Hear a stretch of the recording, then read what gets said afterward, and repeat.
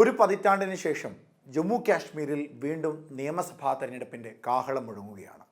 പ്രത്യേക പദവി നൽകിയിരുന്ന ആർട്ടിക്കിൾ 370 റദ്ദാക്കിയ ശേഷമുള്ള ആദ്യ നിയമസഭാ തെരഞ്ഞെടുപ്പിനാണ് ജമ്മു കാശ്മീർ വേദിയാകുന്നത്.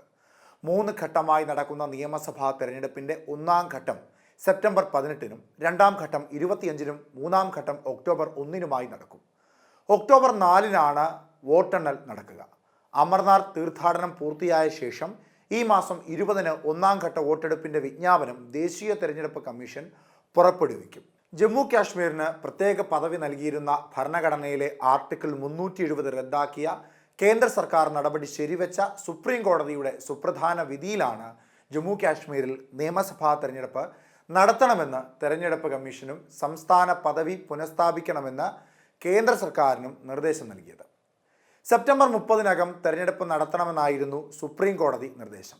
ലോക്സഭാ തെരഞ്ഞെടുപ്പിനോടൊപ്പം ജമ്മു കാശ്മീരിൽ നിയമസഭാ തെരഞ്ഞെടുപ്പ് പ്രഖ്യാപിക്കുമെന്ന അഭ്യൂഹം ഉണ്ടായിരുന്നെങ്കിലും സുരക്ഷാ പ്രശ്നങ്ങൾ ചൂണ്ടിക്കാട്ടി തെരഞ്ഞെടുപ്പ് കമ്മീഷൻ നീട്ടിവെച്ചു.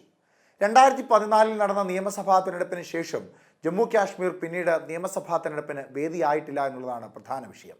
2014-ൽ 87 സീറ്റുകളിലേക്കാണ് നിയമസഭാ തെരഞ്ഞെടുപ്പ് നടന്നത്. അന്ന് നവംബർ 25 മുതൽ ഡിസംബർ 20 വരെ 5 ഘട്ടങ്ങളിലായാണ് തെരഞ്ഞെടുപ്പ് നടന്നത്.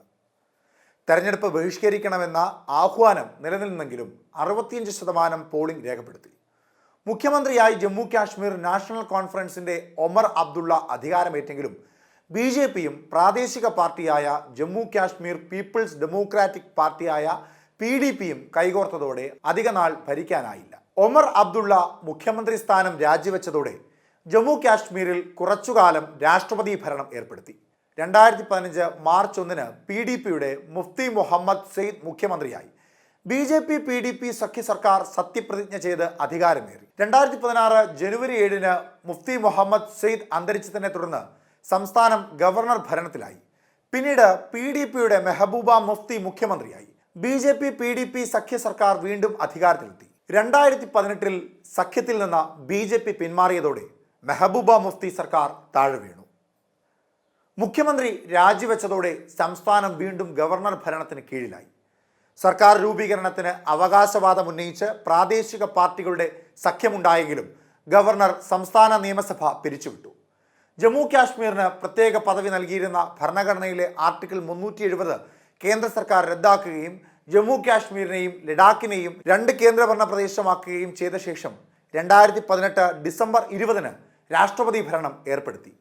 കഴിഞ്ഞ 6 വർഷമായി ജമ്മു കാശ്മീരിന് മുഖ്യമന്ത്രിയില്ല. ജമ്മു കാശ്മീരിനെ ജമ്മു കാശ്മീർ, ലഡാക്ക് എന്നീ 2 കേന്ദ്രഭരണ പ്രദേശങ്ങളാക്കി മാറ്റി. അങ്ങനെ വിഭജിച്ചതോടെ വീണ്ടും മണ്ഡല പുനർനിർണയം നടത്തേണ്ട സാഹചര്യമുണ്ടായി. ഇതിനായി 2020 മാർച്ചിൽ വിരമിച്ച ജഡ്ജിയുടെ നേതൃത്വത്തിൽ 3-അംഗ മണ്ഡല പുനർനിർണയ കമ്മീഷന് രൂപം നൽകി. 2022 മെയ് 5-ന് കമ്മീഷന് അന്തിമ റിപ്പോർട്ട് സമർപ്പിച്ചു. ഇതോടെ ജമ്മു മേഖലയിൽ 6 നിയമസഭാ മണ്ഡലങ്ങൾ വർദ്ധിക്കുകയും കാശ്മീർ മേഖലയിൽ 1 നിയമസഭാ മണ്ഡലം വർദ്ധിക്കുകയും ചെയ്തു. ആകെ നിയമസഭാ മണ്ഡലങ്ങളുടെ എണ്ണം 87-ൽ നിന്നും 90-ആയി ഉയർന്നു. ഇതിൽ 47 മണ്ഡലങ്ങൾ കാശ്മീർ മേഖലയുടെയും 43 മണ്ഡലങ്ങൾ ജമ്മു മേഖലയുടെയും പരിധിയിലാണ്. കൂടാതെ പാക് അധീന കാശ്മീരിനായി ജമ്മു കാശ്മീർ നിയമസഭയിൽ 24 സീറ്റുകൾ അധികമായി റിസർവ് ചെയ്തിട്ടുണ്ട്. വിവിധ മണ്ഡലങ്ങൾക്ക് പുനർനാമകരണവും ചെയ്തിട്ടുണ്ട്. ജമ്മു കാശ്മീർ ആര് ഭരിക്കണമെന്ന് തീരുമാനിക്കുക 87.07 ലക്ഷം വോട്ടർമാരാണ്. 44.46 ലക്ഷം പുരുഷ വോട്ടർമാരും 42.62 ലക്ഷം സ്ത്രീ വോട്ടർമാരുമാണ് ഇവിടെയുള്ളത്. കന്നി വോട്ടർമാരുടെ എണ്ണം 3.71 ലക്ഷമാണ്. 20.7 ലക്ഷം വോട്ടർമാരും യുവാക്കളാണ്. അമർനാഥ് യാത്ര പൂർത്തിയാക്കുന്ന ഓഗസ്റ്റ് 19-ന് ശേഷം അന്തിമ വോട്ടർ പട്ടിക പ്രസിദ്ധീകരിക്കും.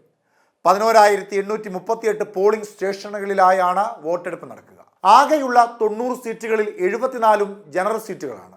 SC വിഭാഗത്തിനായി 7 സീറ്റുകളും ST വിഭാഗത്തിനായി 9 സീറ്റുകളും സംവരണം ചെയ്തിട്ടുണ്ട്. ഒന്നാം ഘട്ട വോട്ടെടുപ്പ് നടക്കുന്ന സെപ്റ്റംബർ 18-ന് 24 മണ്ഡലങ്ങളിലാണ് വിധിയെഴുതുക. 25-ന് നടക്കുന്ന രണ്ടാം ഘട്ടം 26 മണ്ഡലങ്ങളും ഒക്ടോബർ 1-ന് നടക്കുന്ന മൂന്നാം ഘട്ടത്തിൽ 40 മണ്ഡലങ്ങളും വിധിയെഴുതും. അങ്ങനെ 10 വർഷത്തെ കാലപരിധിക്ക് ശേഷം രാഷ്ട്രീയ പോരാട്ടം അരങ്ങേറുവാൻ പോവുകയാണ് ജമ്മു കാശ്മീരിൽ. ഈ നിയമസഭാ തെരഞ്ഞെടുപ്പിൽ ആര് അധികാരത്തിലെത്തുമെന്ന് കാത്തിരുന്ന് കാണേണ്ടതായുണ്ട്.